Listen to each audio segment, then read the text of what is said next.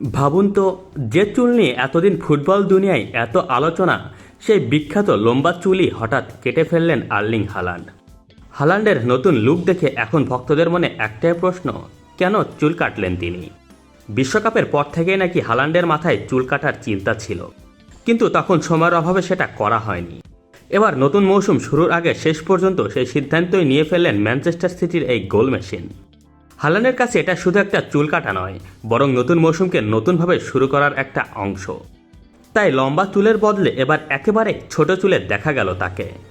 সবচেয়ে মজার ব্যাপার হলো, এই চুল নিয়েই এর আগে সুইডিশ কিংবদন্তি জালাতান ইব্রাহিমোভিচ হালান্ডকে বলেছিলেন, চুল কেটো না, কারণ তোমার শক্তি নাকি ওই চুলের মধ্যেই।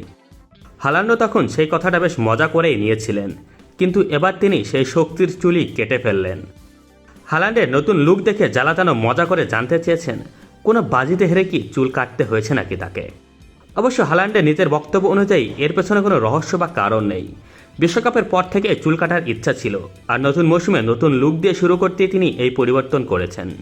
এখন প্রশ্ন হলো, চুল ছোট করার পর কি হালান্ডের গোলের ধার আরও বাড়বে, নাকি জালাতানের কথাই সত্যি হবে? আপনার কি মনে হয়, লম্বা চুলের হালান্ড নাকি ছোট চুলের হালান্ড, কোনটা বেশি ভয়ঙ্কর? অবশ্যই কমেন্টে জানিয়ে দিন। ধন্যবাদ।